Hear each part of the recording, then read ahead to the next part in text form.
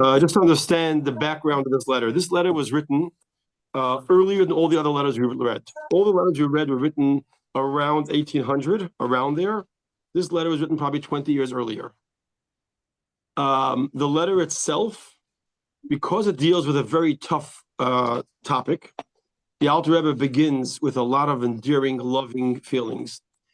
The previous Rebbe writes that the reason why he starts off with these loving feelings is because he wants to impart, anytime he talks about Avas Yisrael, he wants to impart upon us love, so he talks about his love for us, and that we should emulate that in our love for our fellow Jew.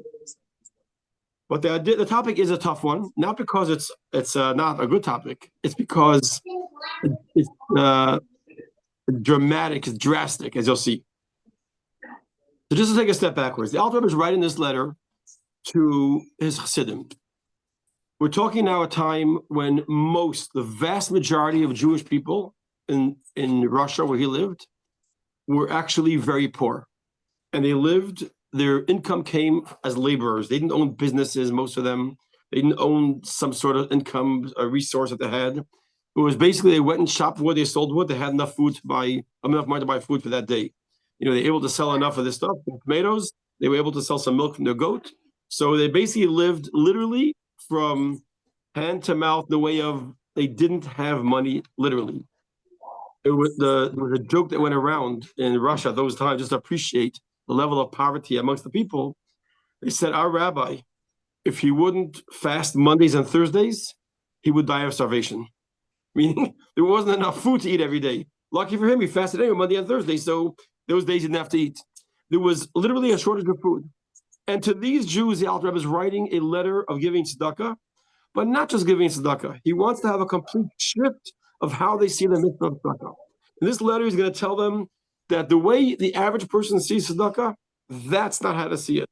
There's a much more drastic way to see the mitzvah of tzedakah, which really applies to all mitzvahs. And the core of it is how we see tzedakah.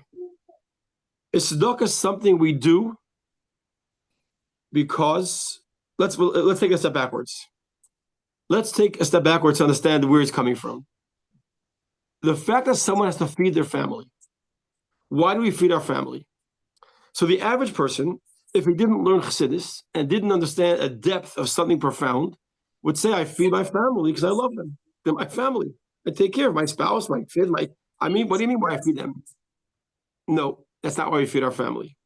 We feed our family because the Torah says we should feed them, which means like everything else we do, we don't do them because in our minds it makes sense. We want to do it because we care about it. That means you're not being spiritual at that moment. Just to give a little more of a preface, if you go back to chapter 6 in Tanya that we did 10 years ago, I don't know when we did chapter 6, the Alter Rebbe describes something profound, which a lot of people, when you read it the first time, it's like, what? And then when you understand what he's saying, you go, wow, what did he say? He says, what's considered, he's talking about zelumah, all the things found in the animal soul. What the godly soul is, what the animal soul is. And he says like this, what's considered wrong, what's considered selfish, what's considered, so to speak, not godly? Every single thing under the sun that's not directly serving God. That means if you're right now having a cup of water, if you're right now taking a walk, that is from the animal soul. That's unholy. That's the opposite of holy. It's getting caught up with self. So the first reaction is, what are you talking about? I mean, my whole day, 90% of my day, I'm doing things, sleeping, eating, walking, jogging, brushing my teeth. So the whole day I'm into self. The Alter Rebbe says no. What it means is every one of those things could be done for self and could be done for God. It depends how you see yourself. So if you see yourself as I am an individual private citizen, and I'm here on this earth to experience life, and I'm happy to give an hour or 2 or 3 to God every day, you have it backwards. But if you see yourself as God's employee, God hired you, God put you in this world to serve him.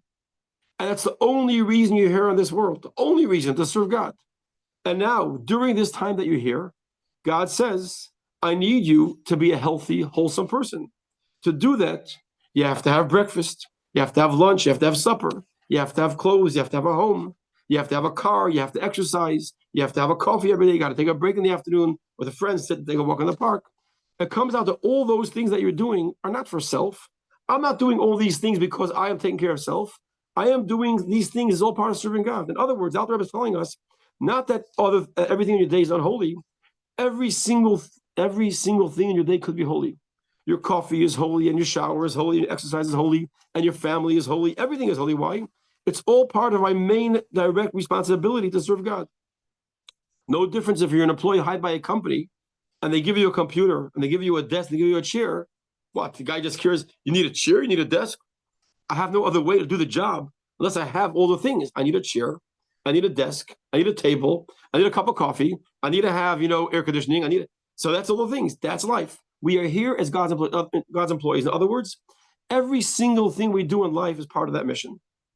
To take it one step further, what is the difference between a Jew and a Gentile? In our basic structure or function, what's the difference? And the difference is very simple and very significant. A Gentile's mission in life is to be a good person. I have to be a good person, or he has to be a good person, make the world a better place, be honest, be ethical, be moral, be kind, treat animals with kindness, we have healthy relationships, be a good person. Make the world a nice place, a good place, a better place. Unfortunately, there are many people who are Jewish who don't do that, many people who are non-Jewish don't do that. But that's the role of a Gentile. What's the role of a Jew? No, that's a given. You have one more job. Make the world holy. Make a blessing and elevate a cup of wine into Kiddush. Turn a candle into Shabbos candles. Turn bread into challah, make a blessing on it. Transform the world. Get up and say Modani. In other words, if a Jew you meet says, what do you want from me? I'm a good person. I am honest. So why are you Jewish? Jewish means I have a responsibility to make this world a holy place. Make for me a sanctuary, I'll dwell amongst you. In other words, the role of a Jew is to make this world holy. That responsibility is 24 hours a day, 7 days a week, 365, 120. Every day, every minute, except you're having allowance to breakfast, lunch, and supper, naps, coffee breaks, walks in the park, taking your kids at Disneyland, having a boat ride. Why? All these things make you a more wholesome and healthier employee. In other words, the reason we do all those things is part of our mission, but in truth, it's much more than that. Because the reason God wants us to eat is so we can elevate that food. The reason why God wants us to take a boat ride, and our boat ride, you make a bracha and have a snack, where we meet somebody and talk to them about the Shabbos. The reason why we have to have a gym is because in every single thing we do is serving Hashem. There's no spaces, there's no gaps in the day. 24/7, 365, 120, we're serving God. Now let's go back to what I said before. Why do you support your family? One way you can see it is I support my family because I love them. I love my family, and therefore I support them.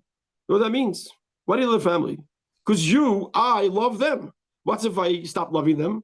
It happens sometimes. The family could be abusive to you or not nice or do things that hurt you, and a person can stop loving the family. So now you stop feeding them, or I'm in a bad mood today. Meaning, if I'm serving my family, feeding them because I love them, it means I'm really serving myself. They're me. They're part of me. They're my life. So you're into self. Your whole world is around one thing: me, my family, my people, my this. Now it sounds I'm taking away something special, but that's all beautiful if you're a regular person. But if you're Jewish, you don't support your family because you love them. Of course you love them, but you support your family because the mitzvah and the Torah that you have to support your family first. And you go to work in the morning and you make a living and you earn $500,000 a year. I'm talking about for the poor people, $500,000 a year. So that $500,000 a year is meant to be given, all of it, to serve Hashem. Give it all to tzedakah. Except I have to take care of my family. I got to do certain things, which means all the things that I'm doing with my money that I earn is what God wants me to do as his employee. And his thing tells me, you are allowed to keep of that money 90%. 10% you give away. In other words, God's telling you what to do with the money that he's letting you earn. In other words, you're in his time, you're in his office, working, earning money, and he says, whatever you earn, you can take home, except I want you to give 10% here, which means every single detail we're doing is all God's instruction. Why is that so important? As we're going to see in this Tanya, it's a complete paradigm shift. Giving tzedakah is no longer that most of the day I do what I have to do. And parts of my day and parts of my income, parts of my life, I give to God. I spend an hour davening. I spend some time making a blessing. I say some tillim. The rest of the day I'm myself. Just the opposite. 24 hours a day you're serving God. And every single thing you do is because God said to do this. There's nothing that we do in our day. The reason why pork is forbidden is for one reason. We can't elevate it. The word, anything that's forbidden, the word in Torah, in Hebrew, the Lashon Kodesh is asur. It's tied down. What is it tied down? Something you can't elevate, you can't eat. Now, I'll bring up a story I told you a couple times, but today's a very good time to share the story of the Tzemach Tzedek, because it really gives you a window into understanding every single thing we engage with. The Tzemach Tzedek used to travel certain times, and when he came once to a certain town, there was a shochet who slaughtered the chicken for him to have. The big Chassidish Yid slaughtered the chicken for him. So the Tzemach Tzedek went to pay him, give him money. And the Chassid said, I don't want money, but I want to ask a question. How is it that we know today there are certain things that the rabbis over the years made forbidden? For an example, Chalav Yisrael. Chalav Yisrael means the milk has to be washed by a Jew in the milking. It's very important. Many people take this very, very serious. And it's considered so serious that we kosher our pots. If not Chalav Yisrael milk went in there, our pots have to be koshered. So the question is, 2,000, 3,000 years ago, before the rabbis made this, are you telling me that the great sages, David HaMelech, drank Chalav Vakum? Are you telling me that all these people drank milk? Meaning, what's today forbidden that no chassid, and even today in the last 30, 40 years became many non-chassidim are so careful with this. You mean David HaMelech and Shlomo HaMelech and all the people, everyone drank Chalav Vakum, no problem? That Tzemach Tzedek explained them very simple. Every single thing in the world, we're only allowed to eat it if we can elevate it. You see, the original generation, their souls were very great souls. They could elevate even milk that a Jew didn't wash the milking. And therefore, they were allowed to eat it. Today, our souls aren't that strong. We can't elevate it, and therefore forbidden to eat it. In other words, the reason why it's not eaten is not because something's wrong with the milk. Something is wrong with the level of our souls that we can't have the power to elevate it, and therefore forbidden to it. In other words, you can't, there's no reason to have an encounter with anything you can't elevate. In other words, everything we encounter is good to elevate it. I remember when I was about 12 years old, I was in yeshiva in Pittsburgh, and there was a great, wonderful chassid time. He was one of the guys that drove the Rebbe in the early years. His name was Kosweiss, very big, tall guy. He was known by the people who know a lot of the early history of Chabad and the Rebbe's generation. So he was also like I don't know if he was the principal of the school. He ran this. He was very involved running the school when I was in Pittsburgh.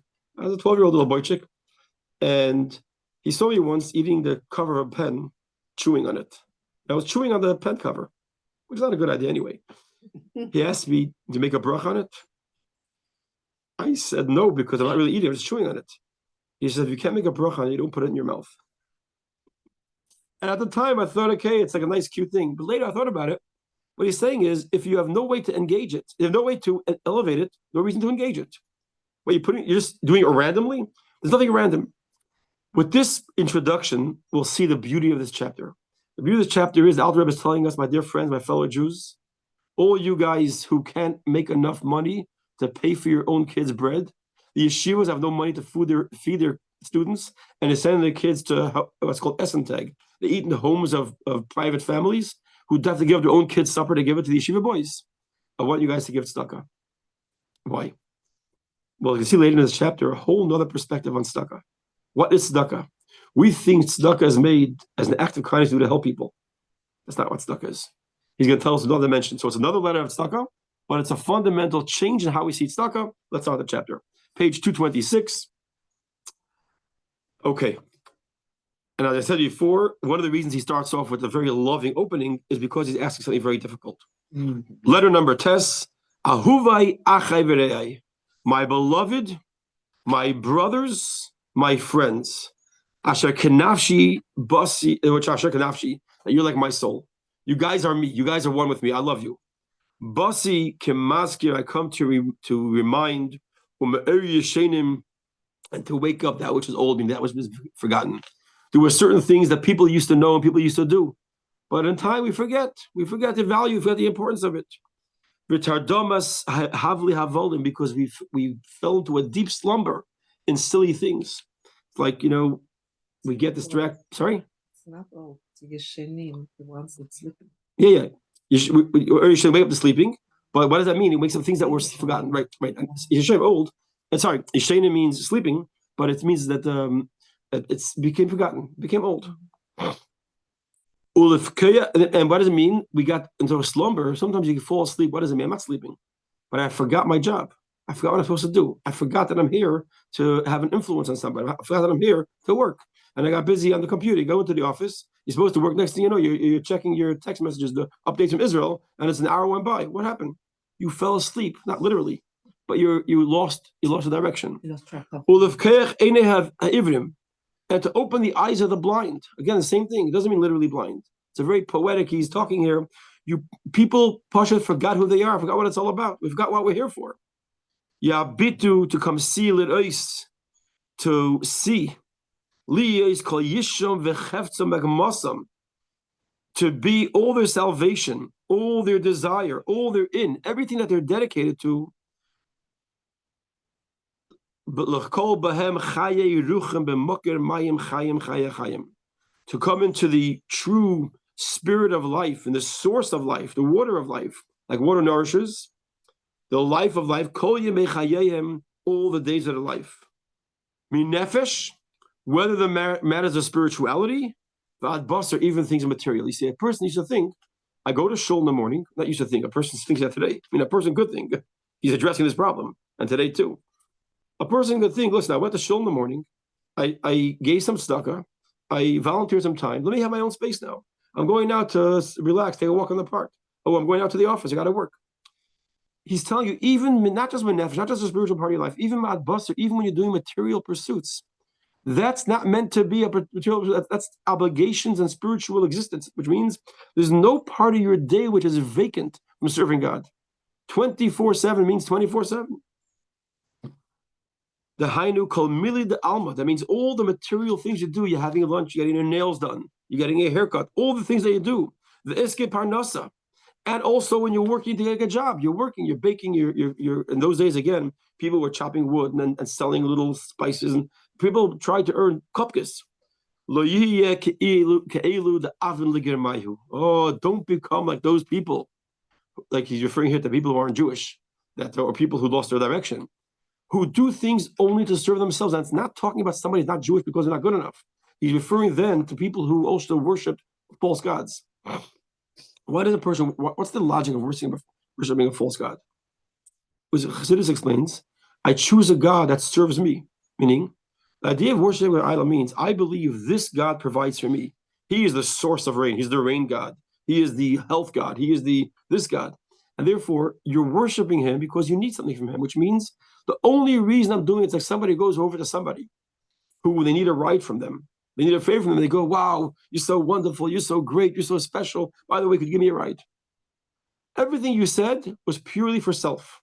The only reason you said it was for self. In other words, you weren't really respecting them. Respecting yourself. A lot of times, and we spoke about this many times in a marriage or in a friendship, I love the person because they make me whole. You don't love them. You love yourself. And it's, again, the same thing. The serving a God, that's all about self. We saw this blatantly by the Greeks, with all the gods they created, with all the flaws, and to all the idol worship throughout history. And the people that worship even God, and people who think they're worshiping God, and their whole idea of worshiping God is my provider. God's my giver. God's my source. Therefore, I got to serve him. Oh, you mean God's your money machine? You mean God's your driver? I need to serve him, so I get stuff. It gets down to the whole thing. It's all the garmayu. It's all for self. The avdin le garmayu. That the people could serve God or serve all their function only for self. I love my family. You know why I love my family? Because they make me whole. I love my family because they're part of me until you get angry at them, you know? The house of Israel, I mean the Jewish people, should not be like those idol worshippers. The zonin, umefarnisin, umoikrin, they feed and they support and they give love, linashaihu, to their wives, uvanayu, and to the children, me'ava, just from love. That's a very shallow existence. Now, it doesn't mean it's shallow because it's bad. But if it means that's all you go, so if you're not Jewish, that's okay. You're not, like I said before, a Gentile doesn't have a need to be making the world holy. Therefore, if they say, I take care of my family because I'm a good person and I love them, that's beautiful. Because all they have to do is be a good person. But a Jew says that is, you failed. Why are you Jewish? Every single thing, meaning I love my family and I support them. I support my family not because I love them. You know why I support them? Because it says in the Torah, you have a responsibility to support your family. It says you have to provide for the poor and to your family first. First your community, before them your family, before them your children, meaning all your relatives and your own family, your children. Your own family comes first, says the Torah. In other words, the reason you support your family is not meant to be because I love them.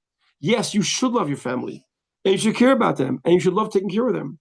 But that's not the foundation, and the litmus test is, if we're not in the mood of supporting them, you support them anyway. I'm not just talking about they live in your house. There's a level of support where it's love, where you're transmitting love and compassion, and buying them their favorite foods and making them what they like, etc. The Rebbe gives now, the Alter Rebbe gives a beautiful definition. There's a famous verse that it says, and we know famously that in the Yidden, in our Tefillin, it says you should love the Lord your God. Shema Yisrael, Shem V'Ahavta, right? What does it say in Hashem's Tefillin? We know Hashem does all the mitzvahs we do, not physical Tefillin. But what if Hashem could be described as putting on Tefillin? What does the portions in his Tefillin say? It says, "Umik amcha Yisrael ge'echad baris." Who is like your people, one nation, the only nation. They're God's people. The Alter Rebbe is going to change this word and to be goy echad. We are a nation that focuses on echad, even ba'aretz, even when we're involved with the earth, even when we're involved with the land, even when I'm baking bread and I'm making cookies and I'm going on a trip and I'm on my job, my work. I'm involved with the earth. I'm involved with the mundane. I'm still echad. What's echad? One Hashem, chesed the seven heavens and the one earth, and down for the directions. I still know it's all God. I recognize that even my jogging, even my sleeping, even my coffee, it's all coffee. We should have a good health for Chavalea, Bashprinza Bluma, and for there's a number of people in our shul going through very difficult times. Hashem shall bless all of them. And for the hostages. They're coming also the yahrzeit of the Rebbe. And tonight is the yahrzeit of the Rebbe Tzachaya Mushka. Yes. Okay.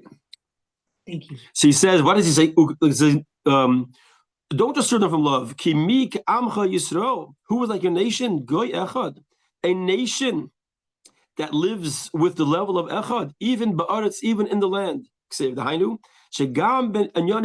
other words, even when they're involved with land things, meaning they're cooking and they're baking and they're going to work or they're going to the office, it's all done as a Jew. It's a Jew doing it. Meaning when I say a Jew, it's someone making it holy. We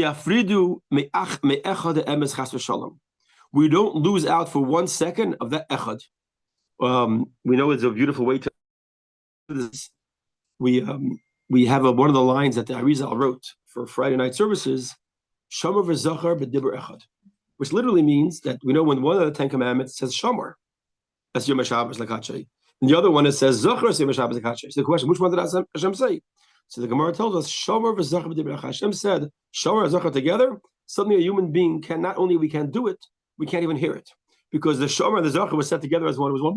I can't even describe it because it's above my limit of understanding. See, that's how we understand Shamar v'zachar b'dibur echad.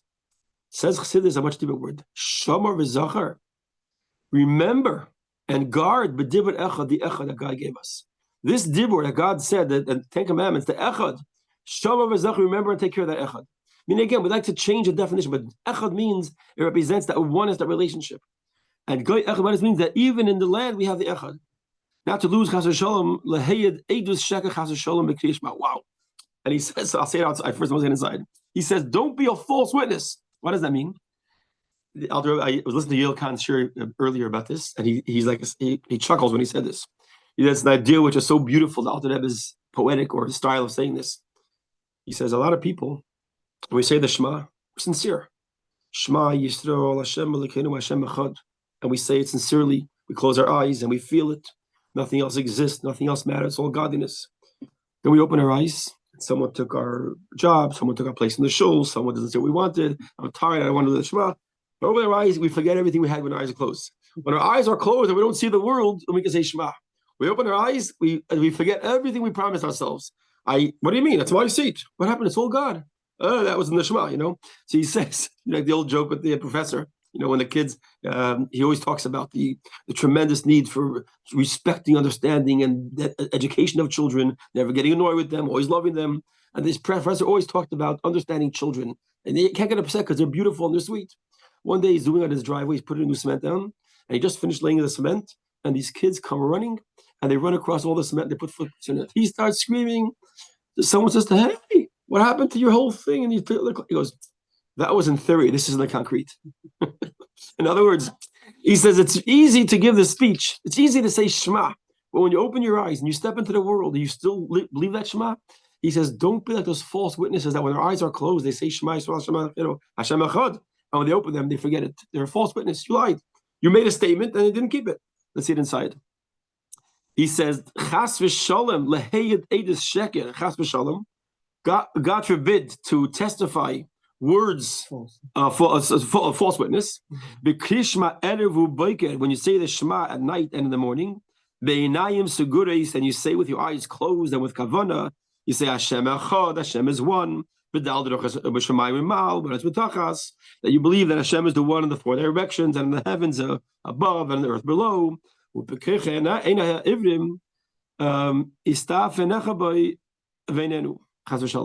And when you open your eyes, you become blind again. You forget all of what you promised. Suddenly, you with all the Shema Yisrael Hashem Elokeinu is out the door. Ach bezois yes lanu liyos kol askenu b'milud alma loy ligaramayu. And therefore, the path to take is not to have all our involvement in the material journey, whether it's the job, whether it's food, whether it's exercise, whether everything else, not to be ligaramayu for our own benefit. It's to give life of the soul, of the portion of God that was given to us. Okay, let's go back to it in a second. We keep using this word legarmayu. If you go back over the Tanya, so in the very first chapter of Tanya, there's a statement that's made by Alter Rebbe that everyone gets upset about, everyone gets annoyed, everyone gets frustrated. And there's the people I know giving shiurim and Tanya say, how do we teach this? How do we teach this? What does it say? He says, a yid, when they do an act of kindness, they do it for godly reasons. And a Gentile does it only for themselves, legarmayu, for themselves. And we thought it was so wrong, but the truth is, even a yid doesn't legarmayu unless he works on himself. Meaning, unless every single act we do, at the end of the day, we make a calculation. Even the guy who says, no, I want nothing back in return, but you feel complete. Like the guy says, I see a poor man, I couldn't bear to see him. How could I enjoy lunch when he's suffering? That's all I, legarmayu. The only way to get out of I is stop thinking of it, what I need, and think of what I'm supposed to do. What am I, not what I want to do, what I think I should do, what I, what is instructed to me by God. As long as I'm doing what I think, it's all about me. Because the second I disagree, I won't do it. Best example, unfortunately, is the tragic reality of people that reach an age of 107 and have, God forbid, a horrible disease where they're suffering horribly. And someone says, have mercy and put them out of their misery.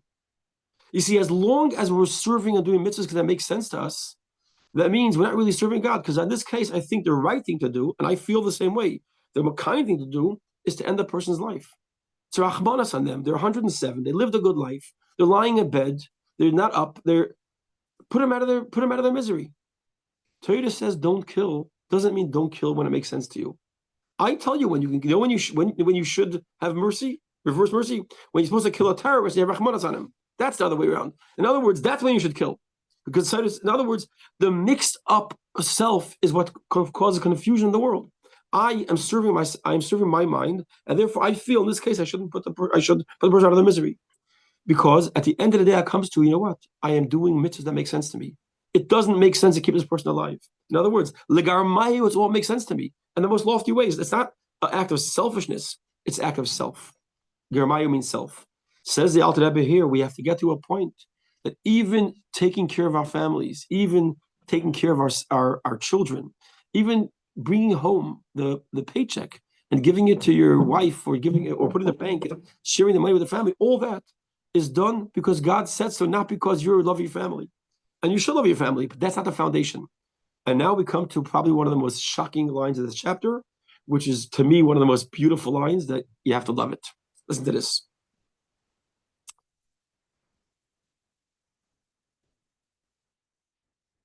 Bechesed. Ki'im, Okay, Ki'im.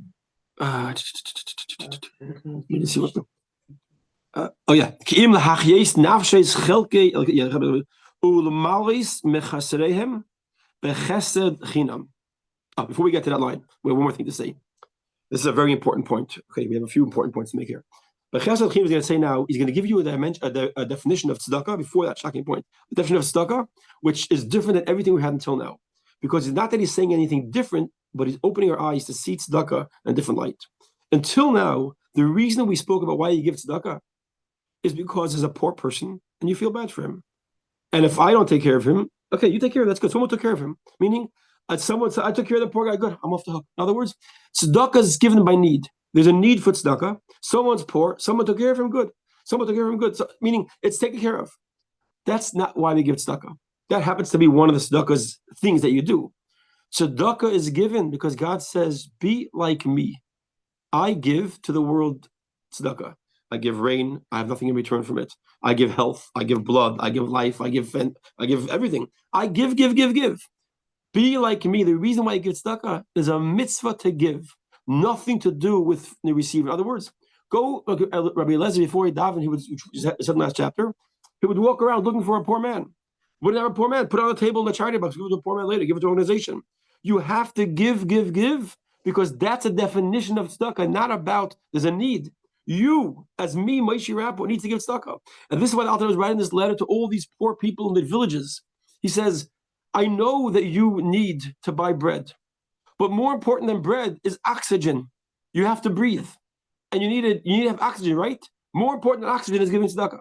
In other words, this is the message. You think you're giving tzedakah because, I took care of what I need, and this is now a good thing, an important thing to do.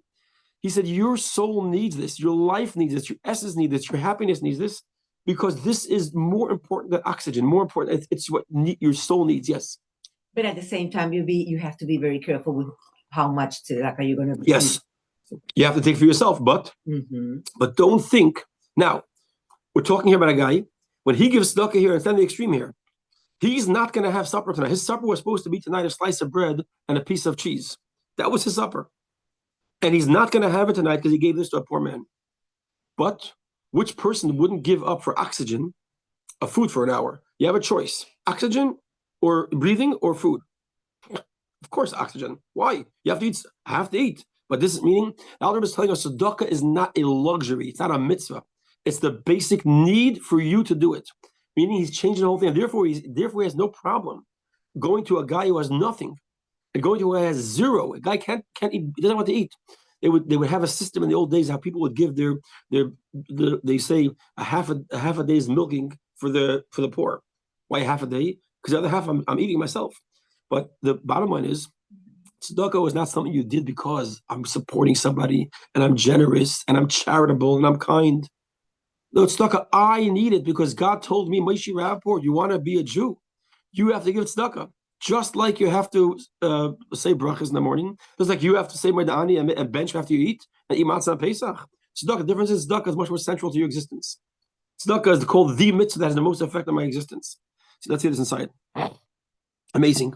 He says, this is how we become the created simut Hashem echad. The kindness of God all day long is the kindness of truth. To give life to the world, all that fills it, every moment and moment. And the next 7 words is the most beautiful. It's just that technically speaking, the tzedakah mitzvah you do for your family comes first in the rest of the world. So why do you feed the rest of the world? Because tzedakah comes for them first. Why do you feed the family? Why do you feed your family? Because the tzedakah to your family comes first. So really, all your money to tzedakah, theoretically.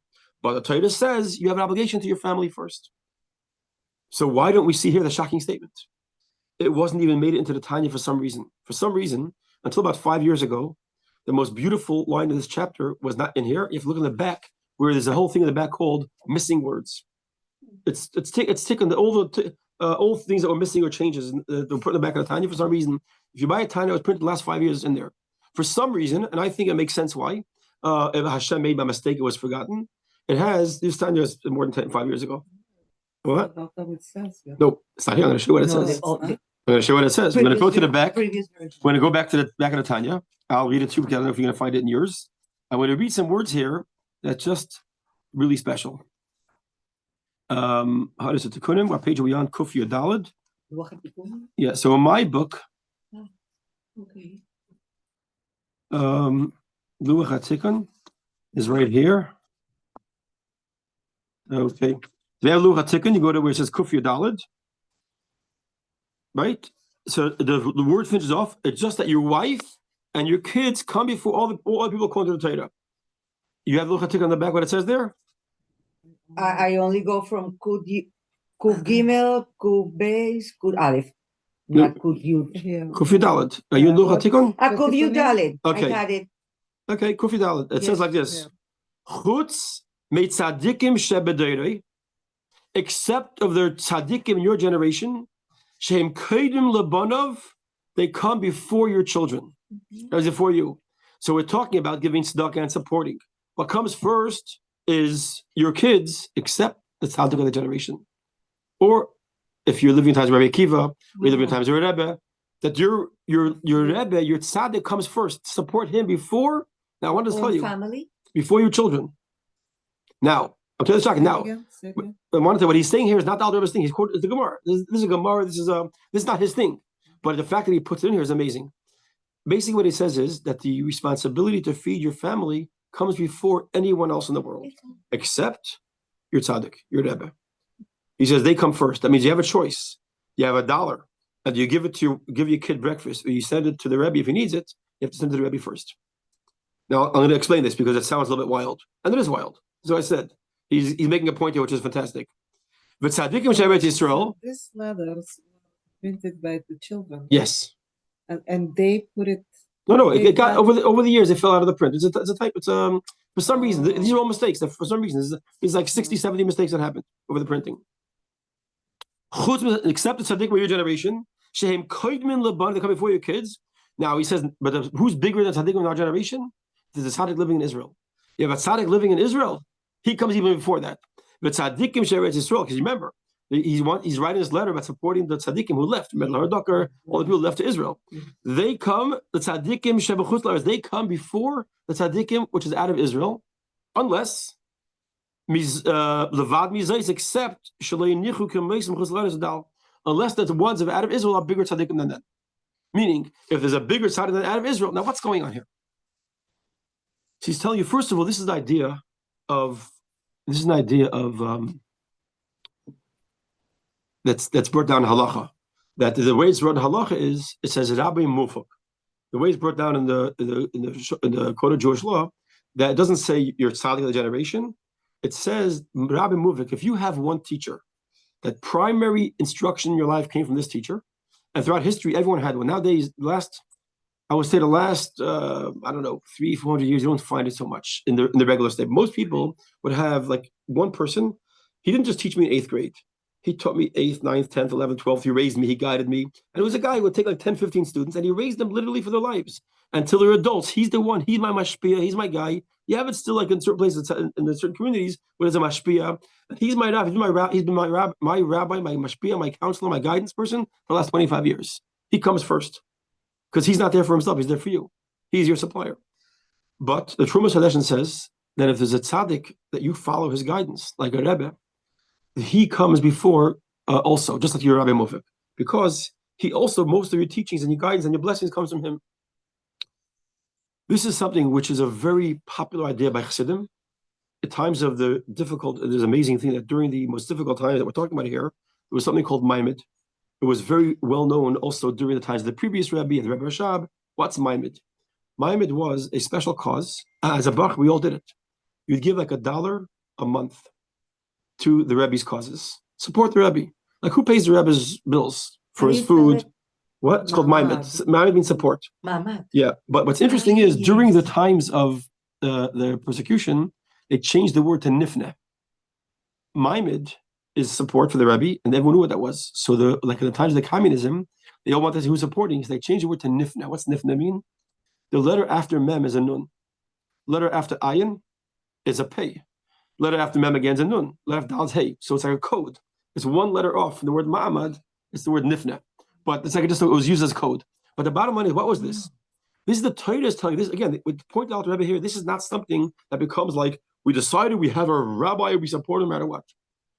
the way you have success as a Jew is through a tzaddik. He's your guide. The way you have success in material is a tzaddik. The same way, again, the same thing, it's applying. The Torah tells you this is the foundation of the world. In other words, when we started the beginning of the Tanya, chapter 2, and we said in every generation, everyone's like a certain part of the body. One's the arms, one's the legs. And it's the Rebbe of the generation, the tzaddik is the brain. Now, who's not going to say my brain's the most important thing? A guy says, I have a choice now. I have a little issue coming with my thumb or my brain. Where should I put the attention to? I think the brain. Why? Because if God forbid something happens to the brain, the entire body ceases to function. That's the control system. That's the source of all energy. It says that Hashem gives sustenance to a world in the chutz of tzaddikim. In every generation, that's why we go to graves of tzaddikim before Rosh Hashanah. We go to a grave of tzaddik because the new year starting. I need help. I need some source. So Chassidim go to the grave of a Rebbe. Other people go to the grave of their tzaddik. Some people go to any tzaddik. The Rebbe told the Jews in Eilat, who are far from any tzaddik, go to the idea of cemetery. He said every one of those soldiers buried there are tzaddik. Doesn't matter how they lived their lives. They died for defending the land. That's a grave to pray at. That's a holy place. But the point is, so why did I say it's drastic, it's shocking? The average person hearing this is like, whoa, you're telling me the only reason I should support my family is because God said so. And the Rebbe or tzaddik comes first. What we get from this is a whole change on supporting family and tzedakah. It's not about that it's something that I feel or it's good or it's nice to do. My soul needs this. There's a beautiful story. You probably have seen it and heard it. The Baditchever. The Baditchever with Erev, they used to have what's called Pidyon Nefesh. You'd go into the Rebbe before a holiday, you'd give money for tzedakah. He would give it that tzedakah for you, and he would sort of redeem your soul. Meaning, what redeem your soul? He would say, if something God forbid was supposed to happen to you bad this year, I got you cleared. It's a way of it's like a pidyon. Doesn't mean redeem you like you did a sin. I'm clearing you. It means I'm redeeming you from any danger, any negative energy. So this woman comes for Erev Kippur to the Baditchever, and she says, I have 1 ruble to go, but it was ruble. Rabbi Baditchever said, everyone pays 1 ruble for your pidyon. You have to give 1 ruble to charity to him. He distributes it. So she said, I have my son. I need to get for both of us. Can you take 1 ruble for 2? A package, a 2 for 1. He said, I'm sorry. You have to have 2. 1 for you, 1 for your son. She said, then take this for my son. She goes, no, you have to take care of yourself first, then your son. That's the halacha. You got to first put on your own seatbelt, then your son's seatbelt. You got to first do yourself. She's out of anymore. She says, I'm sorry. She goes out and she runs, and it's Erev Kippur, and she comes back an hour later. I can't find, please take it for my son. Take it for my son. I don't want the pidyon. Just take it for my son. He smiles. He turns to her. He just sighs to heaven. He said, God, look at this woman. She's willing to put aside everything and give it to her son. You're our mother. Your children have needs. Why can't you put yourself aside for us? I know you would have liked us to do a certain thing. You would have liked that we do more rubles. You would like a lot of things. Put yourself aside. In other words, the act of tzedakah that we do creates a reflection by Hashem. Our going now and giving tzedakah, doing that chesed, the kindness to others, even though they don't deserve it, even though we don't see why they should have it, even though, I don't know, I earned this money, but I'm taking the approach to say, you know what? It's not about me and my money and my life. It's about me as what I'm Hashem's messenger. I'm Hashem's employee. What does Hashem want from me? And Hashem wants you to end up keeping 90% of it. But Hashem wants you to know you're keeping it because that's his permission to you. He's giving it to you. No one else can come over to you and say, hey, that's not your money. We're not a socialist environment. But a Jew between him and God, you say, God says to you, you're on my time. I'm giving you life, blood. I brought you into this world. I'm bringing you the rain and the oxygen, everything you need. I'm taking care of you. You do this responsibility. But part of your responsibility is to first take care of you and your family. By the way, taking care of your family is the same as taking care of yourself. It doesn't mean you're allowed to starve. You have to feed yourself and exercise, do all those things. But the perspective is that tzedakah is not this is what we're trying to set the stage here. Tzedakah is not a nice mitzvah to do, which is very good. Tzedakah is a necessity of my life, my soul, my existence, and only with tzedakah can I function properly. And that's why even if I don't find a person to give tzedakah to, I better run around or put it in an envelope and then give it to a charity that I think is good. Pick your own charity. This is a phenomenal idea, and I want to go over this again. It's already 10:51. I want to go over this, but this is the core of, like I said, a dramatic idea, a very beautiful idea of how to see tzedakah. and how to see our families. Another day, end of the day, we don't support and take care of ourselves. So just one last point. We don't take care of ourselves because we're allowed to. We don't go to the gym because it's okay as you go to the gym. We go to the gym because it's our obligation to go to the gym. We take a nap and take a walk with friends and take a relaxing day because that's your obligation to take care of yourself. If you need 2 hours a day to have a relaxing day, listen to music or go take a walk, go to or whatever you do to relax and breathe and be wholesome, not to have anxiety or stress, you're not allowed to do it. You have to. It's a mitzvah to have your Danish in the morning. It's a mitzvah to spend time in the gym or to relax or to get an extra hour of sleep. You know why? Because you'll be the most productive and successful emissary of God in this world. But nothing is done. You don't support your family because you love them. And you should love them. That's enough for someone who's not Jewish because they have to make the world holy. Our job is to take care of our family because it's a mitzvah and the whole experience becomes holy. And that's why the way I'm going to a wedding now, a marriage too. A marriage is not a relationship between two people. Anyone can have a relationship without getting married. A marriage is making that relationship holy. Kiddushin. Anyone can have children, have a family, live in a home, get discount on taxes by just without marriage. You don't need marriage or any of those things. So why do you get married? Only because Hashem said make it holy.